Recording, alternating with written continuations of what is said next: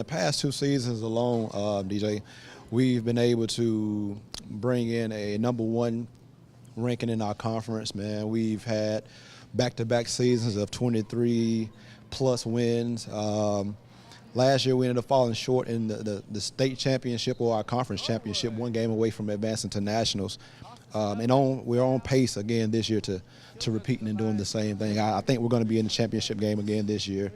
Again, this part of the season we've only lost one game since 2018 started. Wow. So yeah, we're really getting it done, and I think people would be pleased if they were able to come out and just watch us play. There's some people out there watching right now probably saying, I know that guy. He looks familiar. And I Yeah. know, he played for Herb Green, the Yeah, Hall yeah. of Famer. And, of course, talk a little bit about your stay here and when you were playing with the Cougars. Oh, absolutely, man. I think I was one of the best guards to ever come through the Columbus State program, playing for Coach Green. 2 seasons I was all conference, all region for both my years with the program. So after my career finished up, I decided to make Columbus home, man. The I've pride and enjoyed joy it. Yeah. of Mobile, Alabama. Why don't you tell us that road that you took to get to Columbus? Well, finishing up my high school career for Viger High School, had a pretty good team. I've always been on a good team. Okay. We ended up finishing 34-3 in the league. Final Four appearance. Ended up going to Faulkner State Community College for 2 years. Great career there. Another Final Four team. And after I finished up there, transferred over to Columbus State, where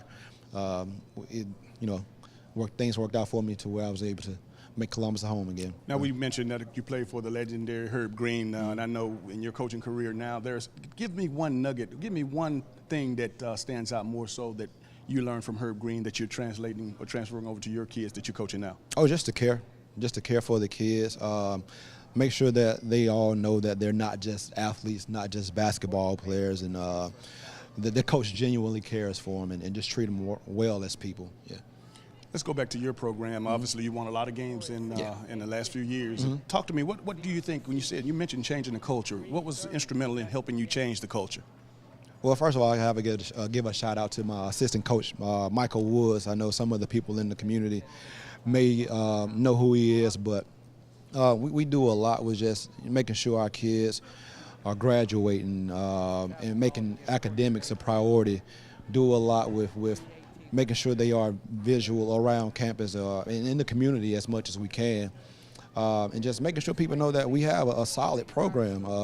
I think for a while, CVCC women's and men's basketball programs haven't gotten the respect that we may have deserved, but I think right now we're opening some eyes and people are taking notice. So. Absolutely, absolutely. We got some young players out there that don't understand the junior college circuit. In the end, they always want to go to the D1 schools, but obviously you have this is a stepping stone, if you will. Absolutely. And why don't you just go elaborate a little bit about that? Yeah, one of the things that when we're in the recruiting process, we try to explain to the kids and their families that junior college is definitely not a negative thing.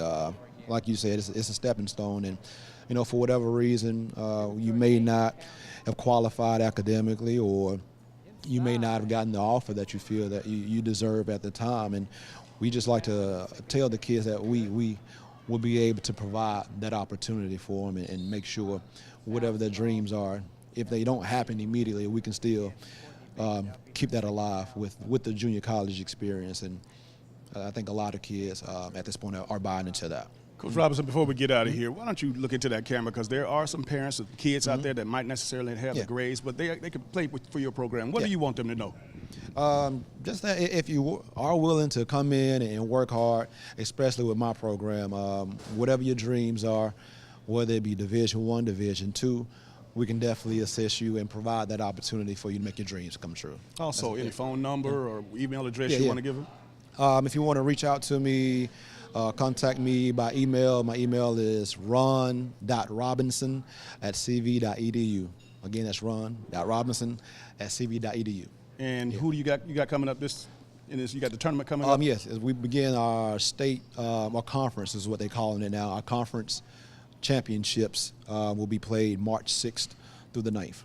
All right. Again, we're going in as number 1 seed, and I expect us to to win this thing this year. Well, we wish you well, man, and I tell you what, I appreciate you coming on, sharing with our viewers out there. I appreciate you having me, man. All right. Thank We'll you. take a short break. This is Sports Visions. All right.